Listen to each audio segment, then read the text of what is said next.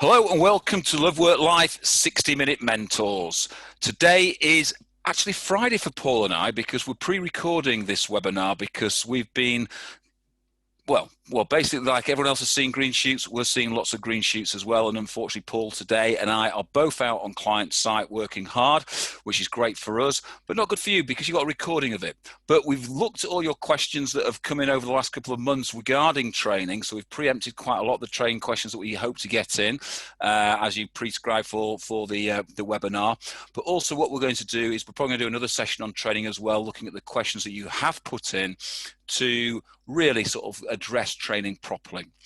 We've and ahed about the title of this session, and we've titled this session, Everyone Has a Plan Until They Get Punched in the Face, which is the great Mike Tyson quote. And it was all about what happens when you suddenly get knocked off your stride and knocked off your pedestal. And I always think recruitment's very much like that recruitment sends you left, it sends you right, it sends you up, it sends you down. And generally what happens when recruitment starts to move, the things that are really keep you in online and make you really good at recruitment sometimes forget to happen and sometimes forget to be planned. And I speak to lots and lots of clients. When I talk about their training, they quite often say, well, we keep planning training, but we have to cancel it because they do what is urgent. And we all understand what's urgent. Filling jobs is what is urgent. What they tend not to do is what's strategically important. And now as we come back out of lockdown, I think we've got an opportunity to really change how we train and develop our staff, which will do lots of things regarding increased productivity, increased turnover, reduce attrition quite drastically. And I think if we start to look at how we look at the well-being of our staff, training becomes a real important part. So like they say on Dave, the channel, okay, it's Friday. This is going out on Tuesday, so we could have changed government by then. We're not too sure. Paul, how are you? I hope you're well. How's it down in sunny Woodford Green? Yeah, it was absolutely wonderful in Woodford Green. This, of course, is beautiful on Friday afternoon, but when you guys are listening on this on Tuesday at 12 o'clock, heaven knows what the weather will be like. Nevertheless, it's been absolutely gorgeous today, and I'm really looking forward to talking about this subject, Howard, because training and coaching is something that you and I are constantly involved in. In fact, it's fair to say it's our daily diet. And, I think it depends. This word training can often be sort of yawned at. Very often when you talk to people about training their staff, being trained, there's a kind of mindset that says, oh, Lord, is it going to be another one of those classroom experiences that we've all had in the past? Sitting in a room, a warm room, trying to stay awake, getting sort of bored stiff with PowerPoint slides and so forth. When, of course, the real reality is, as leaders, I think one of our most important functions is to be a teacher, to be somebody that passes on knowledge, wisdom, if you will. And I think if you take on the responsibility of managing, developing, leading people, being a teacher just comes with the territory. And I would go as far as to say that if you don't want to teach, don't be a manager, don't be a leader. If what you want to do is be insular and just look after yourself, which is fine, and go and make huge amounts of money in commission, sitting on your own or with one other person potentially, fine, great. And there's a space for people just like that in our industry. Of course there is. We all know people like that. But if you want to lead people, then you've got to train yourself to be an outstanding teacher.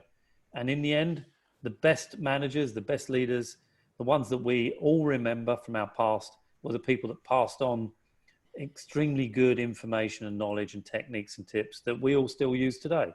So for me, this is a great subject. It's one you and I are passionate about, Howard. And we spend our lives doing exactly this, passing on knowledge and supporting and developing people. It's quite interesting as we talk about training, because we talk about this an awful lot, whether it be coaching, mentoring, training, whether it be from a director level down to the newest person in the business. Training is, to me, really important. And what I tend to find when I go into businesses, that their training or ability to train is basically hamstrung by their portfolio of training equipment and what they've actually got to train those people with. And it's not just the small agencies. I remember when I was a board director at Computer People, one of my first jobs was to work with training to develop the training arm. And what I tend to find was there was 3 or 4 trainers in Adecco looking after the whole of the Adecco group, which Computer People were part of.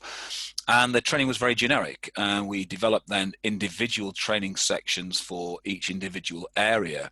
And what I created was a training briefcase for all the managers. And we then trained all the managers to train their staff, and we gave them access to leading edge material, as it was at the time, to help develop their staff. And what we did was we pre-prescribed what the training should look like, how often it should happen, and what we saw a huge increase in our profitability, a huge increase in new clients coming into the business, and we saw a huge drop in attrition because we were actually looking after our staff. So I think the thing that we should really start to address when we look at this, Paul, is the first question really you should look at is lots of people now coming back from furlough, and lots of people have still been working during lockdown. So as people start to come back and people are starting to get more and busier, what training should we be looking to implement in your business right now? Well, I mean, firstly, let me just make a point. When you make reference to Computer People using all of the Adecco trainers, I just want to correct you. You nicked all the Office Angels trainers, as I recall. I had some outstanding coaches and trainers in my training division. They were brilliant, which is why we were such a fantastic company and consistently outperformed Computer People, as I recall. But that's in the past. You know, I don't bear grudges, Howard. You know me.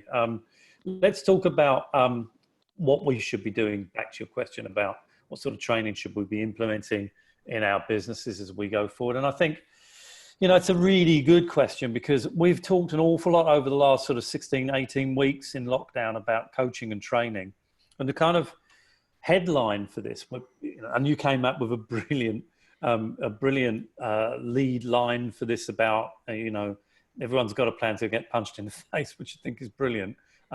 I started with getting warmed up and limbered up and stretching, ready to start the race, as being a sort of metaphor for what we've been doing with our people prior to, as it were, relaunching our businesses. And I said that, how do you now explode out the sprint blocks to start to enter the race to get your businesses up and running properly and also to start gaining market share?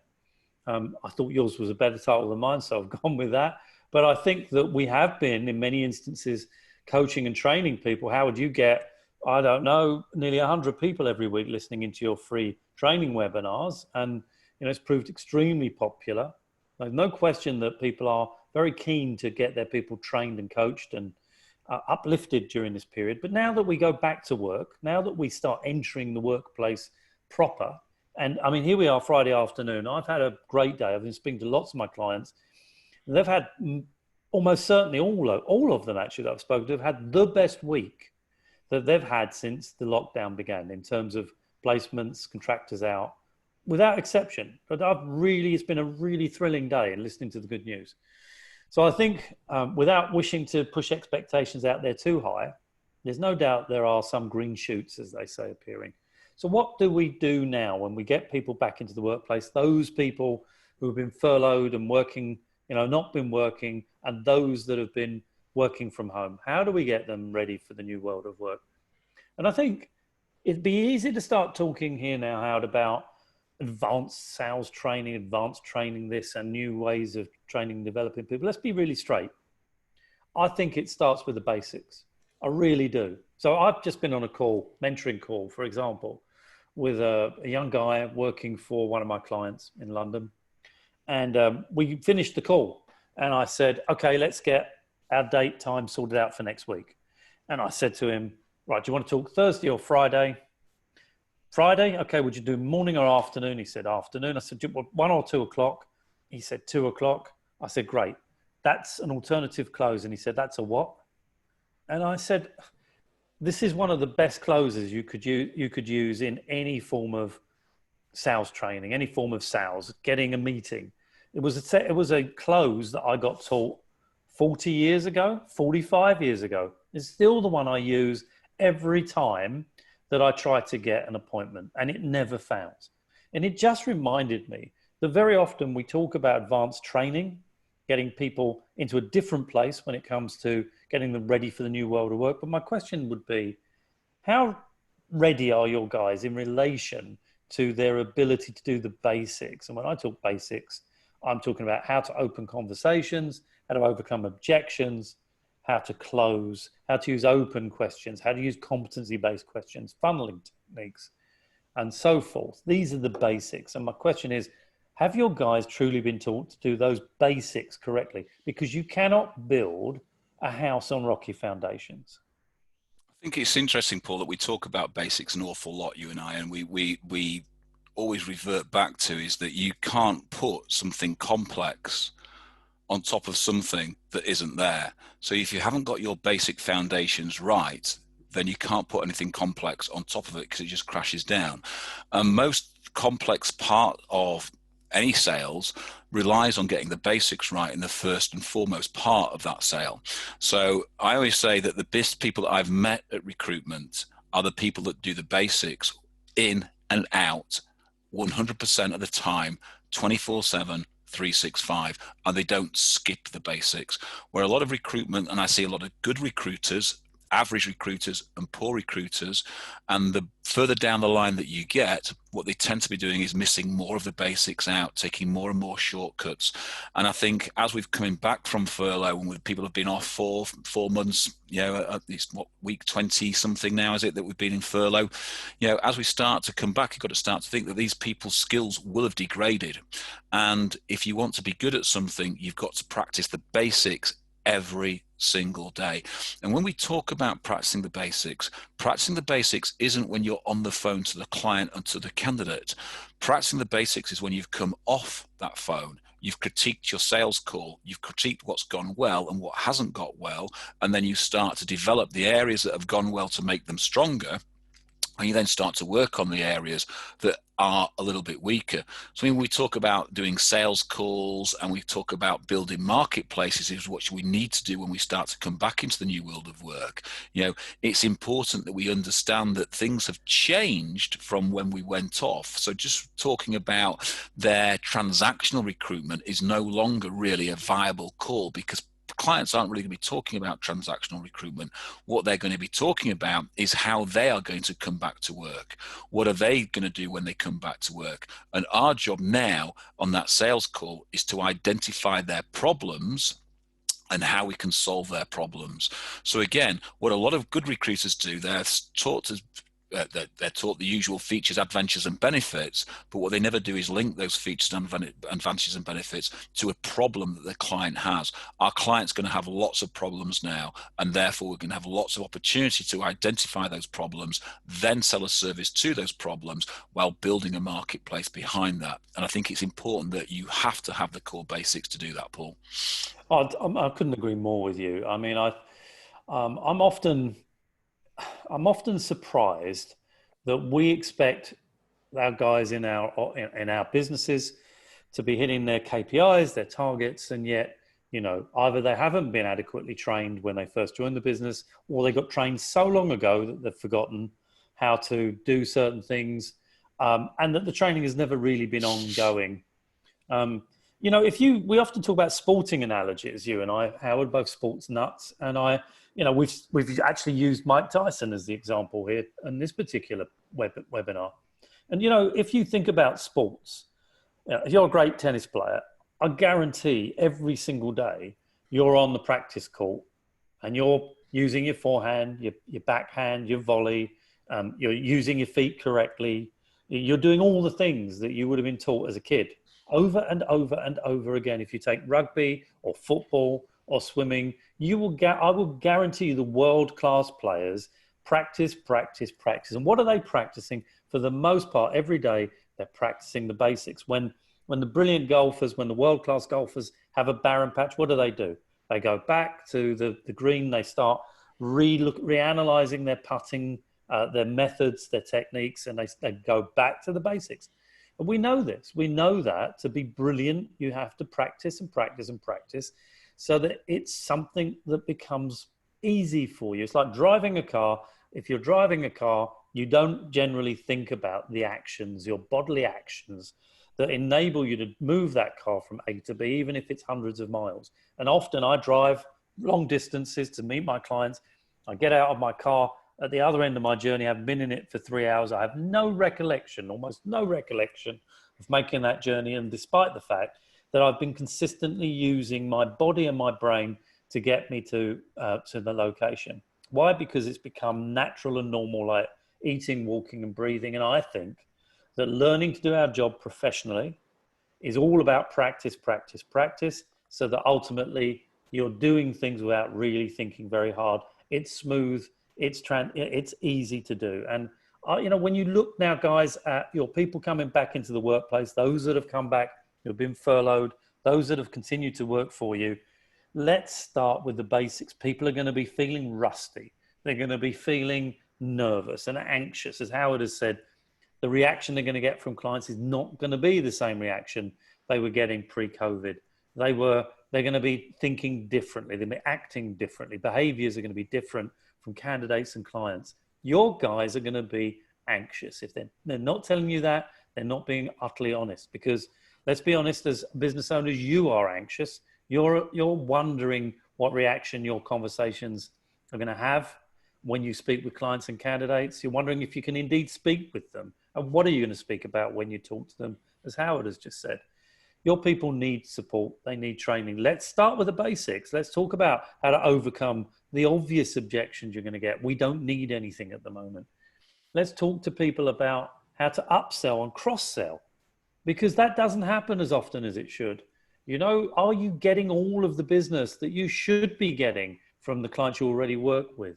Are you getting the perm opportunities if you provide contractors and temporary staff? Are you getting the temporary and contract opportunities if you're providing perm staff? What are you getting from your existing clients? How are you going to build trust? And for me, that's a very basic thing. I actually think it's great news. We're going to go back to a market that's going to be reliant upon us building trust and relationships. We had our good friend Paul Sharp here last week, and he says he hates the word business development, the phrase business development. He loves the phrase relationship building, and I couldn't agree more with him. How well equipped are you and your people for relationship building in the new world of work? And it will come back to the basics, Howard. So I think it's quite interesting that you sort of mentioned there some sporting analogies on practicing the basics. And we started to talk over the last 2 weeks about bringing marginal gains into your business. And it's many little marginal gains in your business that then create a huge gain in your business. And what they do is when they train in that fashion, they're training for marginal gains, marginal improvements on certain areas of their game. So they look for the weak areas and they look for the strong areas, and they look to train them both. And a lot of that comes from that mindset of being absolutely adamant that they will build on solid foundations and going back to solid foundations. And I remember when we developed the online training academy and we were doing some beta testing, we put it out to a few clients to train that. And I remember a client ringing me up and giving a few profanities down the phone to me. And I giggled and said, why are you calling me that? And he said, because I've just been onto your academy and I thought I'd bypass the video and I thought I'd do the test straight away. And I got less than 10% on the test. And I giggled and I said, and then what did you do? He said, then I went back and then watched your video. He said, and I suddenly realized all the little bits that you were talking about, all the little basic bits, and they're the bits that I just took for granted. And when you were asking those questions, because I was so eager to rush through that, like most recruiters, I just ignored those basic bits and then went through and then was really upset when I got 25%. But when I've gone back and analysed what you've actually put in the business, put in the training about how to develop new business, he said all of a sudden all little things started to come back. I've started to implement those things now with my team and we're instantly seeing those marginal gains happen. So you can be the most experienced leader and still forget those things. You've got to go back, and a lot of that is about that mindset and having the mindset to say, I have to develop myself, and whether that's just 1% every day, then all of a sudden you start to improve. And I often ask in training sessions, if you want to improve yourself to be the best person you could be, or heaven forbid, and I never like to sort of compare myself against other people, because I think I'm only competing against myself. I'm never competing against anybody else, because that way, if you do compete against somebody else, there's those people that are always going to beat you, and there's always people that you're always going to beat. So you're always going to get a bit dejected if you're always getting beaten by somebody, and you might get big-headed if you're always beating somebody else. So I always think, okay, I compete against myself. So it's my own marginal gains that I'm looking for. So I'm managing my own expectations. So I've got to do two things, and I always look at this every day, that I look at this and say, every day I'm going to try beat the day before, and every day I'm going to do my best. And that means learning constantly. I have a third thing in there, which is all about having fun every single day, enjoying my fun. Yeah. But I set my mindset on that constantly, and I look to manage my expectations to do that. Because if I do that, then I can start to see things that I may not have seen before. And I always think that people become very optimistic, and the more optimistic you get, the more things that you can see going on. Where people that become pessimistic and start to miss the basics and remove the basics, they stop identifying opportunities that you can actually pounce on and sell. And at this moment in time in the marketplace, it's identifying those opportunities that's going to be really important to you. And I think having the basics and having the right mindset will allow you to identify opportunities within your client base that you hadn't seen before, and enable you to take that marginal gain, which will enable you to take market share. I'll add something here, Howard. I think one of the things that I've always found, I know you do as well, when you're writing the videos, for example, the scripts, and then performing the videos, and when I coach and train people, particularly when I'm sitting one-on-one with somebody, or I'm doing a piece of classroom training, lots of group of people. The funny thing is, when you're training, you hear things coming out of your own mouth that kind of remind you that, oh, I haven't done that for ages. There's a good technique. Where did that come from? It's in the back of your brain, and it emerges, and people listen. They go, that's great. And you think, you know what? I've just kind of reminded myself about that. And I think this point about training people to do the basics is actually quite refreshing for yourself. To your point about the guy that called you and was talking about the fact that, he was watching the videos and so on, and it reminded him that there were certain things not happening in his business any longer. I think that's true when you coach people, because what you do when you coach is you try to teach them the perfect way to do things. And you realize as you're giving that coaching that actually you're taking shortcuts now. You've forgotten to do things that you should have been doing. And that, I think, leans into your leadership, the way you're viewed by your people. Because in the end, if you're going to ask your guys to work in a certain way, do the basics correctly, you must remember that in a small office, particularly with SMEs, your calls can be heard by your colleagues. So, if you're going to teach people to do things correctly, professionally, you've got to demonstrate and lead by example, and they must hear and see you do certain things. I was talking to a client earlier. I was mentoring somebody else this morning, and we were talking about, or he was talking about his boss. And he said, I worked for this guy in a previous business. And he said, the thing that's always stuck with me was that he used to sit with me one-on-one, and we would have a period of time where we'd be hitting the phones, talking to clients, generating opportunities. And he said, he was unbelievable. He was so fast. Every call was quick. He got to the point. He was closing. And he said, I just really never forgot that. I really, really had to stretch. He said, to this day, I still don't think I'm as good a sales guy as he is. But he said he was just remarkable. I just was always conscious. I had to try harder. I had to stretch harder. I wanted to compete with him. And maybe I realized I could never be as good as him, but he really pushed me.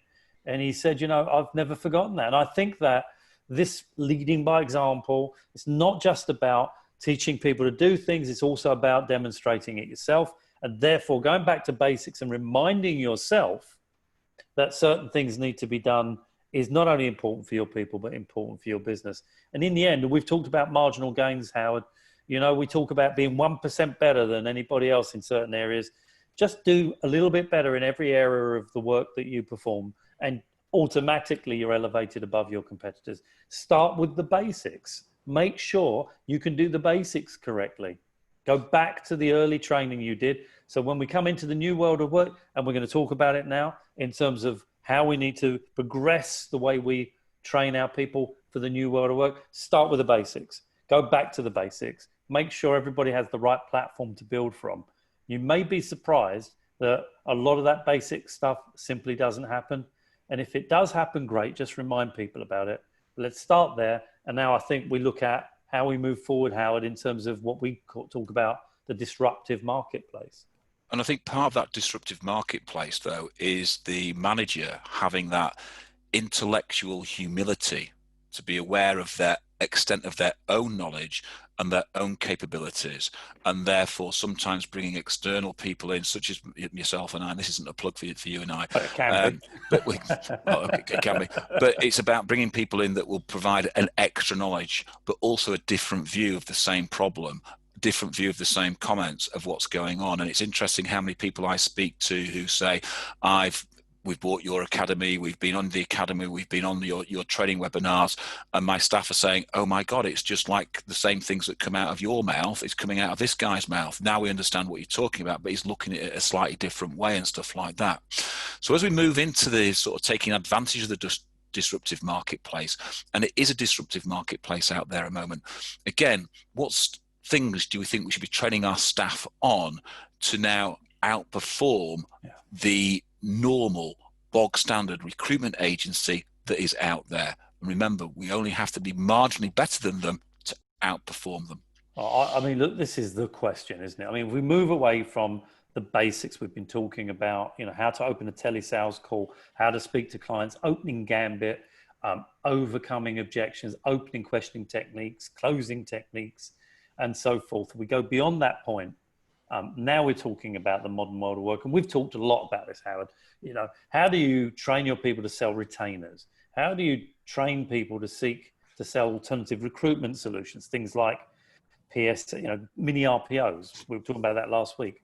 Outplacement services, which sadly is going to be a feature of the market we're going to be in, because there are going to be a lot of redundancies. How do you get exclusivity on roles to work on a role for a period of time before they go out on a contingent basis to multi-agencies? How do you get your guys to a point where they can do those things? Because we're going to need to do those things.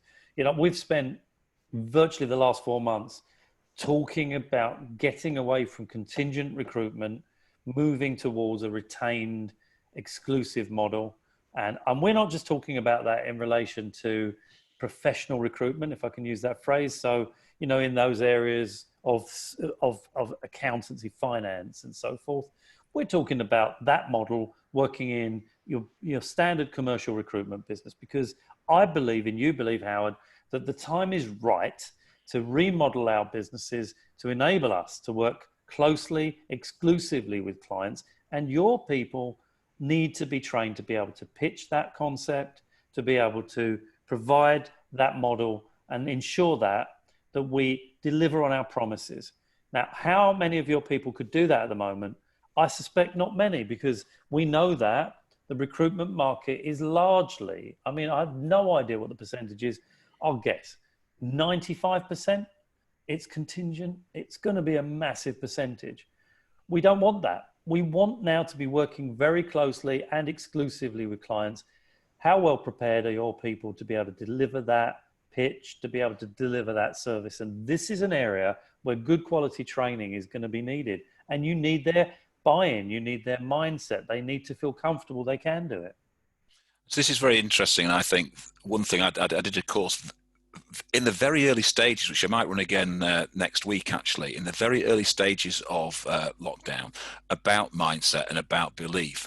So I do believe when you start to sell the bigger items like retained services, like mini RPOs, outplacement services, and you start to stretch your recruitment portfolio, it is about mindset. And I always sort of looked at it when I was doing contract business, and obviously contract business is very different to perm business, and I then started to inherit perm teams.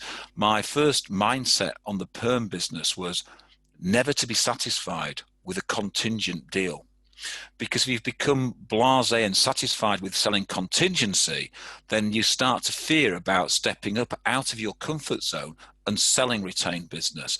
And it's stepping out of that comfort zone and challenging yourself that makes you start to be better, makes you want to work to be better. So selling things like retainers and alternative recruitment solutions like recruitment services, etc., becomes a habit. So you've got to learn to pitch it in every way that you do, and therefore it should become the norm, not the once in a lifetime deal that you've done.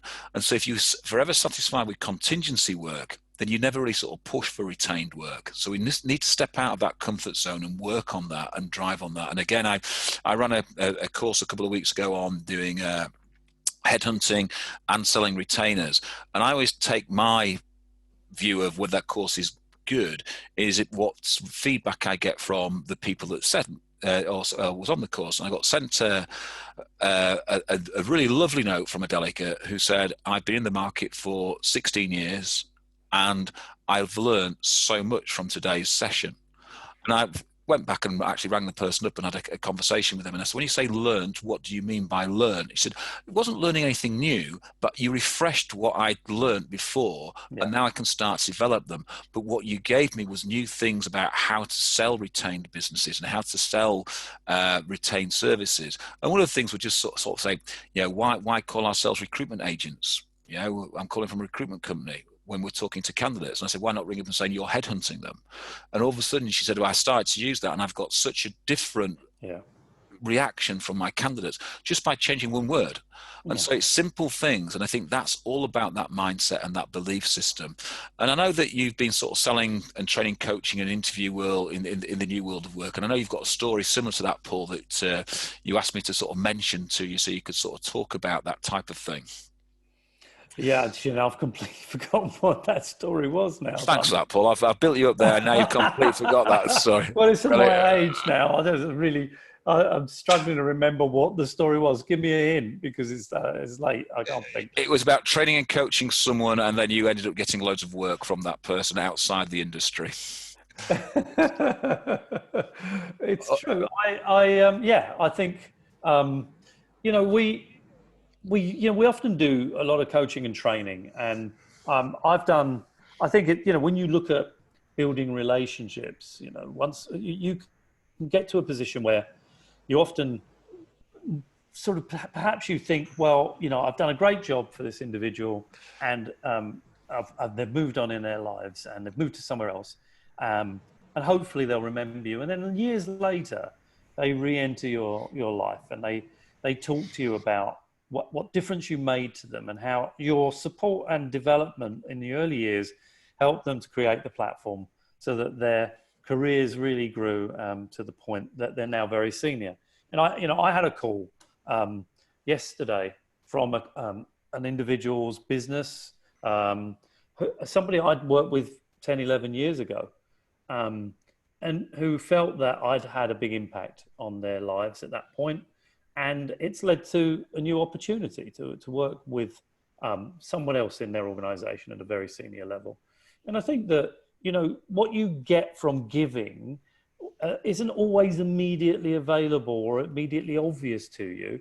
But it does, in my experience, come back to you in great ways. And I think this point I was making earlier about teaching, giving of yourself so that, you pass on your knowledge, your wisdom to other people. That comes, I think, from being selfless. It comes from, I think, wanting to help other people, to be, as you are, Howard, very passionate about developing others. And I think that you don't do it from the perspective of what's in it for me, but very often, and it isn't unusual, the world or the universe is a most amazing thing. You do these things, you give of yourself, and somewhere down the line, albeit 10 years later, something great happens, and you can follow the thread, follow the link, and discover that actually this was the sort of seed you planted 10, 11 years ago. I think life's full of those wonderful surprises, and it happens when you put yourself out for others, when you make the effort without singularly thinking, I want something out of it. And frankly, I'm still struggling to remember that story, so I think I did pretty well there, coming up with something that was of hopefully relevance, but it will come to me shortly. And this is what happens when you reach the ripe old age of 63. when you wander into rooms and you can't remember why you walked into them any longer. This is what happens when we do them on a Friday afternoon rather than a Tuesday. This is what happens. This is what happens, Paul. But anyone would think we actually practice these and understand what we're talking about, and don't realise that we're ad-libbing all the way through these. But I think what we're talking about is that when you coach and train people, it's about winning their hearts and minds, and it's about developing your staff. It's about being the catalyst to unleash their potential. And I always say that as a manager, and I was the first person to say that, if I was the brightest person in the room, then I was in the wrong room. I want to surround myself with people who were better than me and help me develop, and then I could help them develop, and then I could help other people develop. So it's the same ways. If you're sort of at the top of your business, you've got to think about how you're developing your staff. Are you bringing them on? Are you developing them? And I sometimes think that what a lot of staff do, and what a lot of managers do, they don't understand that you get to a certain level and you're very good at what you do, and you've got someone that may be 10 years younger than you, 20 years younger than you, just stepped into the marketplace, and they're trying to reach your expectations. And I think a lot of coaching and training and development is about you coming down to their level, getting all the way down to their level, and then lifting them up, rather than staying elevated and trying to drag them up and demand they get to your level, because they're never going to get there. So you've got to come down and help people to get up there. And I think that's when we talk about coaching and mentoring people, that's a very big difference rather than doing core training. And I think what we start to look at, Paul, when we start to look at this, we looked at what new things are coming into the marketplace. We start to look at new technology. We start to look at new processes, etc. We talked last week about we should be developing our processes and looking at our processes, constantly developing them. However, the question was asked of us, and it was genuinely asked, should I now throw all my previous standard training away and look at all the new standard training?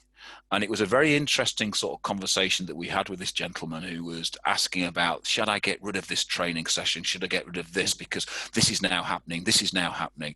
And what he failed to understand was that what is happening now is an advancement on the core basics, and it's a development of the core basics. And without that knowledge of the core basics, you would never be able to be an expert in the new way of selling and the new way of recruiting for people. And we talked about this quite a lot, Paul, didn't we? That the core basics are an absolute must, and you need to have changed the way that you do your training, rather than 3 or 4 days long training sessions, etc., into bite-sized chunks which people can actually start to understand and gain. That then becomes a whole different process, because what you want to do is short little sessions that gives your staff immediate gratification, which means when they go back onto the phones to either the candidates and the clients, they're using that marginal gain that they've got instantly and getting instant gratification and results, rather than maybe sitting in a 2-day induction course, and when 5 weeks down the line they're doing something and they can't remember what they did in that 2-day induction course, and they start to fumble, and yet we then as managers start to wonder why they're fumbling. And that's that bit about, it's not about chucking the previous standards of retraining out, it's about increasing the amount of training that we do. And I think that's a really important thing, that when we need to master our coaching and mentoring, it's every single day. It's not just occasional training. It is every single day that we're training and development. And I listen, I think the question, should we be throwing out our previous standard training? The answer is no. Obviously, in my opinion, no. And we've been talking about the fact that in many instances, people haven't had the requisite or sufficient depth of basic training that they need. And so the answer is no. I think the things, many instances that I was taught all those years ago when I first started as a recruitment consultant, are still extremely relevant now. And I mean, this new market, we've been talking about being, building trust, building relationships, going out to meet customers, at least if not face-to-face, virtually. All of those skill sets and getting those meetings really link back in my mind to the things that I was trained to do all those years ago. So it's not new. The circumstances are new. In fact, they're unique. Nobody's ever been in this place before. And we're using new technology, of course, to connect with people. Like we're now talking, Howard, and this is going to go out a few days' time. But, this is technology that, in a sense, we are embracing and bringing into our businesses to complement the basics that we should be using every day. How do we develop relationships? We've often talked about using people in our businesses with high levels of emotional intelligence, because we're in a market now, if we want to get retained business, where we want to get exclusivity, where we want to be doing things like onboarding for our customers, or even going to talk to poor people that are losing jobs, to assist them, to support them, to help them with outplacement services, to mentor our candidates, to mentor our people. All of those skill sets all depend upon our ability as human beings to be warm and empathetic, to be sensitive, to be perceptive, to be good listeners. All of the skill sets that have always made great recruitment consultants. I think the market we're coming into is perfect for higher emotional intelligence. And that's the reason why I got into recruitment all those years ago, and so did you, because it gave us the opportunity to use our inherent skill sets, our personalities, to develop trust and relationships with other people. Those are the guys you need in your business now as you start to move forward. And I think getting people to come out of their shells, getting people to use the new technology, as we've talked about endlessly over the last 4 months, to start to develop and grow this level of trust with your people becomes absolutely essential. And of course, as we've been saying in this webinar, using the basics and building from there. If you want to cross-sell into existing customers, you want to upsell into existing customers, they will only buy more from you if they trust you. So developing those EQ skills, we call it employer value propositions, call it emotional intelligence, all those things become absolutely essential. Ongoing training and development, to your point, Howard, is really important. The human mind works this way. If you spend as a trainer a full day pounding people with brilliant information and techniques and tips, as great as the information is that you've given them, their level of retention is very small. They'll remember, if you're lucky, 10 to 15% of what you've sweated to deliver in a full day. Much better, as Howard, you said, to put an hour in every day, where their level of attention span is going to be very strong, 2 hours possibly, but no more than that. You may feel good as the trainer, as the coach, that you've expressed everything you wanted to say, and you've probably done a brilliant job. But the reality is the recipients of that information recall very little of what you've said. So you're better off to drill it down into, as you rightly said, Howard, bite-sized chunks, an hour and a half, 2 hours maximum, and then the following day, do the same thing. And by the way, when you coach, make sure it's stuff they can put into practice immediately. So I always think on this in a very simple way, is that as a coach, as a trainer, as a manager, and certainly as a manager, I want my staff to feel valued. I want them to feel that they belong. Yeah. I want to feel that they have the control, but I also want to feel that they have safety. And when we talk about training and we talk about it in a very sort of passionate fashion, I always think of this, that, if you look at footballers, look at any sports people, they train probably 80% of their time and then actually only play 20% of their time. And so they're doing a massive amount of training for that 20% of play. If you think what we do in recruitment, okay, you're trying to push people to do 2 hours every day on the phone. So what are we doing in the other 6 hours? If there's 8 hours in the day, surely there's time there in every single day to actually apply some training and development to help develop your staff on a daily basis. If you believe that you're too busy to do that, then I'd challenge people to look at their daily activity and say, right, what could you swap out that is urgent? If I could show you a process that could double your sales, but it takes an hour a day and you've got to find that hour every day, would you do it? And most people would say, yes, if it's going to double my sales, of course I would. Well, If you took an hour every day to do some training and develop your people's core skill sets, then you would do that. And the biggest area that people need training on is that recruitment core basics. And as you go through your recruitment career, you get promotion and promotion and promotion. And then you come to that level where you're promoted to become a manager. And we find, and both you and I have agreed on this on numerous occasions, Paul, Yeah. the people that are trained the least are the people who manage their teams. For whatever reason, they believe they've got to the top, and the managers above them believe they've got to the top, but they never then invest in training for themselves and develop themselves.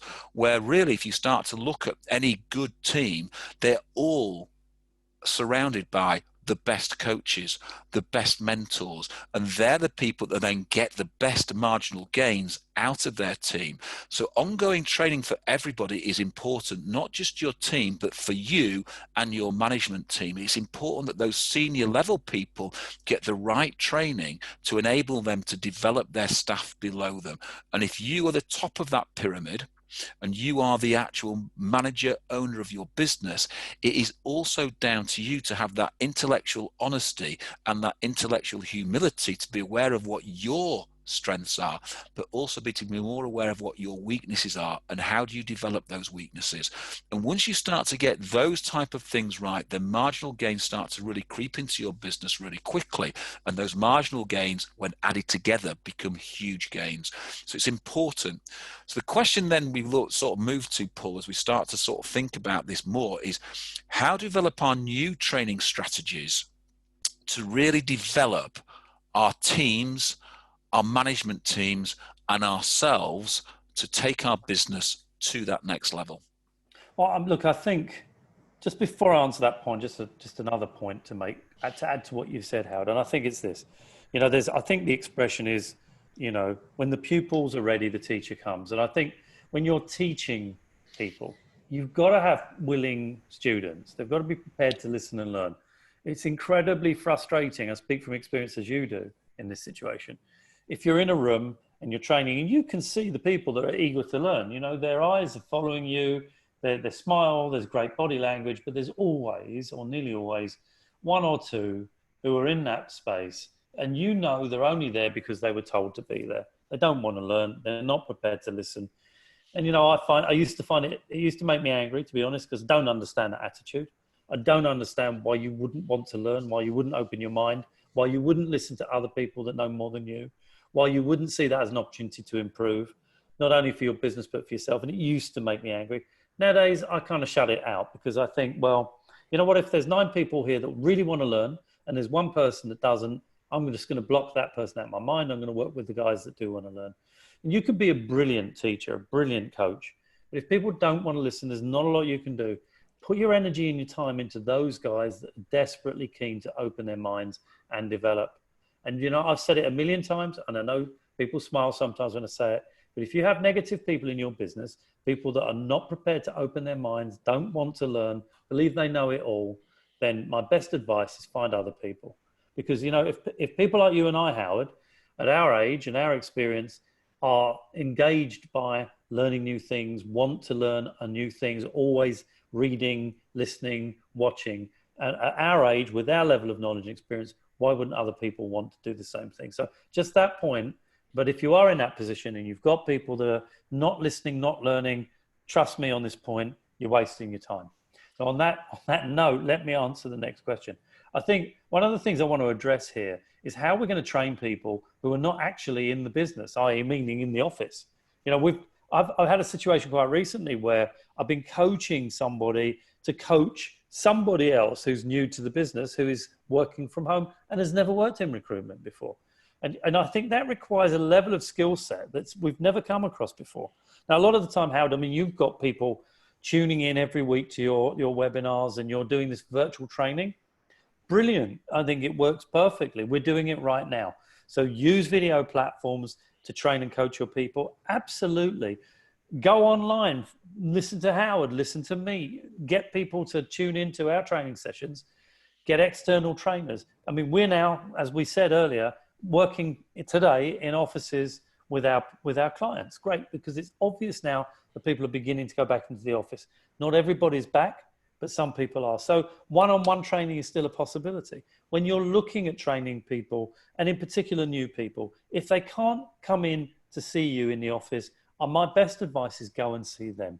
If the weather's nice like it is today, go and sit on a park bench. Go and spend an hour, 2 hours with them, coaching and training them. There is no substitute for face-to-face training and coaching, but it's very, very hard to provide the level of coaching and training that people need, particularly new people, if you're not sitting next to them and being with them on a regular basis. So you're going to have to be very inventive about how you deliver training. But one thing is for sure, not training, not coaching, bad English on my part, is simply not an option. We have to coach and support people. You're going to have to figure out how you're going to do that. If you're going to get the best out of the guys who are working with you. It's quite interesting on that first part of that comment there. And I've always looked at this, and I remember walking into changing rooms at a very senior level of rugby, and written on the wall was hard work beats talent when talent doesn't work hard. And I've seen lots and lots of talented recruiters who just refuse to work hard, refuse to go on the training. The training sessions I run are free, and I'm surprised there's not 300, 400, 500 people on those sessions.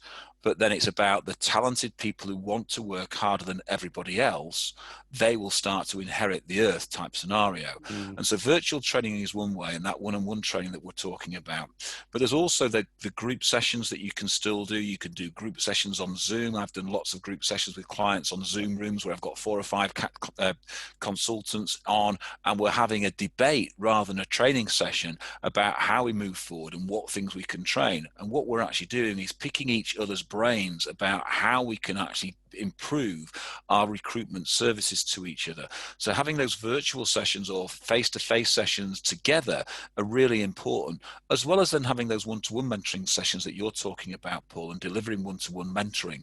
And I think those sort of things become really important. I remember as a manager, the thing that I used to enjoy most about as a manager was focusing on my consultants' business, but then going out with my consultants. And I remember going to, up to Scotland, out to Dublin and places like that, and consultants who are new in the business sort of almost worried about why I'm going to see their client with them, and then understanding what I'm actually doing is coaching and mentoring them through that recruitment process and helping them become a better version of themselves by giving them the skills and watching the skills in place, and then talking about how they can impart my skills onto them, and then how they can implement those skills the next time they're out with a client.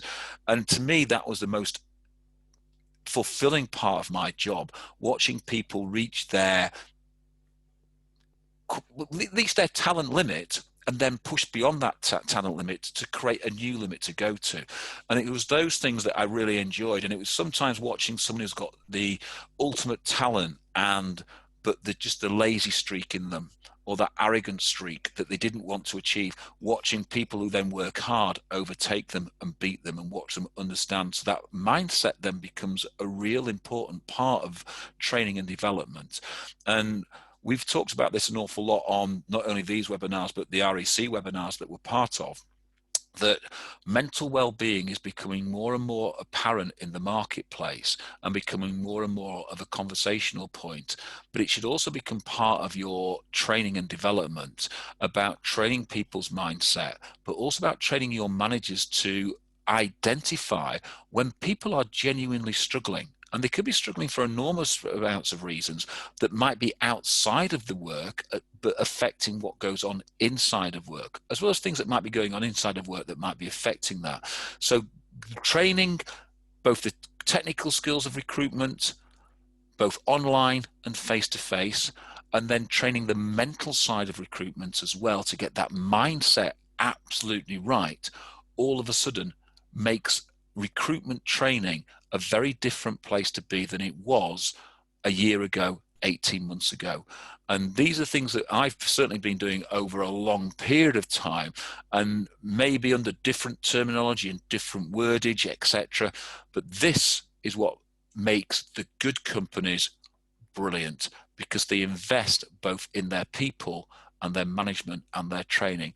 And so I think developing your training strategy is really important, and making sure it is a fundamentally fundamentally set at the heart of your business? Because if it is, then you'll find that your business starts to increase its turnover and reduces its attrition, which makes you a far more profitable business and a far better place to be. I absolutely smack on. And I mean, I want to just add a point here. I mean, I think I've been extremely blessed in my recruitment career. I've been managed and taught by absolute legends in our industry. I mean, I've literally, sat at the feet of people that I was in awe of as a young guy and as I grew up, people that have been, if they knew it or not, that I was learning from. The likes of whom aren't actually very prevalent any longer in the industry. And I was very blessed to have the opportunity to listen and learn and be taught by unbelievably talented people. And I've taken that on board and I've used their techniques, I've used their language, I've used their methods, I've developed my own over the years. I've kind of manipulated, if that's the phrase, but used the techniques that people have given me and made them my own. I've created my own style. But the person that I am today and the information that I pass on to others has not come from me. It's partly me, but it's a huge amount to do with the people that I've been blessed to work with over the years. And I think that mentoring, and we've talked a lot about that, is significant. And your point here about, mindset is really important. People are going to be coming into the workplace now, into a market that they've never experienced before. It's literally unparalleled, and people will be worrying about how they're going to perform in this new world of work. How are clients going to deal with them? How are they capable of being a proper recruitment professional in this new world of work? How are they going to tackle exclusivity, retained business models, mini RPOs, how do they get onto PSLs? How do they win temp contract business when they're predominantly a perm provider, or the opposite? All of those anxieties are going to be there, and mentoring helps you to get close one-on-one with your people, not in a group, but in a very intimate way, to get beneath the surface. It's not that difficult, and get people to open up about their anxieties, their concerns. And it's so important. There is a lot of cliches around mental well-being and the right mindset. It's unbelievably important, but I hear a lot of things that I think are fairly crass that are said around this particular subject. For me, I think it's about caring for your staff, getting close to them, really understanding what makes them tick, what their drivers are, what their baggage is all about, because God knows every one of us has got baggage. You wouldn't be an adult if you didn't have it, and the older you get, the more baggage you get. It's really getting to understand who that person is that works with you, all of their strengths and all of their weaknesses and their frailties, really understanding and supporting them. And every one of us needs that. I've been blessed in my career to have phenomenally good mentors. I'd like to believe, and so do you, Howard, that we are damn good mentors ourselves. Every one of you as leaders needs somebody you can talk to, who you can lean on and learn from, and your people need that level of support too, now more than ever. And ignoring this and brushing it under the carpet and believing that people should be strong and should be able to cope in this new world of work is, I think, a very dangerous tactic. So it's an interesting comment when we sort of look at that and start to think about training and how we develop our staff and how we train our staff. Our staff are our most expensive product. It's the most expensive purchase we buy every year. When I look at most people's P&Ls, it's the most expensive line in their costs, staff. So why are we bringing staff into the business and then doing nothing with them? And yet we'd buy a CRM and we'd develop a CRM. We'd buy a marketing tool and we'd try to develop that marketing tool. So we need to think about, when we're bringing our staff in, it's not just a simple, let's do some basic training, set them on the phone and off they go. It's a lot more than that. And yet as recruiters, we are so guilty of doing that. And I think once we start to understand, the more we look after our most expensive purchase, the more we treat our expensive purchase like an expensive purchase and keep it absolutely shiny and new and premium, then the more we'll get from that expensive purchase. And that is about the mindset of the business leader, as well as the people there. So I think as we come to a close, Paul, on this topic, it's important to sort of take away that, both ourselves have spent an awful lot of time training and developing others, but we've also spent an awful lot of time being trained and being developed. And that constantly goes on, and we are constantly talking to each other. We're talking to other people in the marketplace. We're constantly looking at things that have come out, and we start to pick people's brains about what they're doing and how that's working, so we can start to learn and carry on learning. And I think it's that thirst for knowledge, that thirst for success, that starts to really drive people. So as we start to change from being in lockdown to, let's call it, latch up and start to sort of move out of this period, having that thirst to make our team the most functional team, best at the core basics, means that your team will be the best in the marketplace, because the majority of the teams out there are very poor at the core basics. And therefore, it isn't a big leap to suddenly take a giant stride. And that all starts with all those little marginal gains that we make and do and should be doing every moment of every day as a manager and as a trainee, as a developer. And it's about creating the mindset of your staff to do and deliver that. Paul, any final comments? Listen, I mean, I agree with absolutely everything you've just said. And I think that, you said it extremely well. At the end of the day, invest in your people. Importantly, invest in yourself.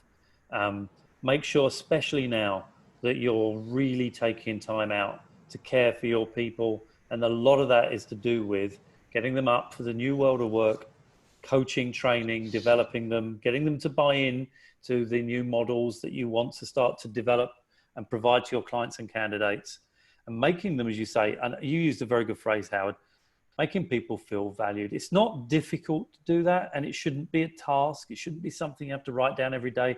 You should feel it. It's got to be something you're passionate about. And to be blunt, if you're not passionate about people, why are you in recruitment? Let's make sure that we're passionate about our people first and foremost. And as you said, Howard, if you look after your guys, and you've said it many times, they will look after your customers, and that will do your business the world of good. So, ladies and gentlemen, it's now 5:05, not 5 to 5 on a Friday, crack-a-dack chime. Now I am showing my age there. But it's 5 past now. It's we've now just gone over the hour, and we like to wrap up on the hour. So I'd like to thank you for your time. If you have any questions, drop us an email and talk to us, okay? We will try answer all your questions that you've sent to us, and thank you very much for that. Paul and I apologise for not being here in person virtually, but we'll be back next week in person and live. If you've got any topics that you want us to cover, send those topics into us. This is our 20th or is it our 21st week? I can't remember how many weeks it is now that we've actually done. And we've got hundreds of topics that we want to still cover. We want to make sure that we're covering the topics that you want to be covered and you want to talk about. So if you've got any topics that you want us to talk about and cover, then by all means, put the contact details up there, Howard, and then I think you've got it on the next slide so people can see our email addresses. So yeah, so drop it up to us. And as we've said all the way along, if we can't do it ourselves, then we will find somebody who can do that. Hence, we brought Paul in, Sharp in, we brought Lauren in from a marketing point of view. So let's use our marketplace, let's use our industry experience, and let's make sure that you get the most benefit out of these webinars. Ladies and gentlemen, I hope you enjoy your Tuesday. Paul and I are going to enjoy our Friday, and we're going to have a great day. Thank you very much. It's been a lovely time. Thanks, everybody. Keep well, keep safe. Take care. Bye now.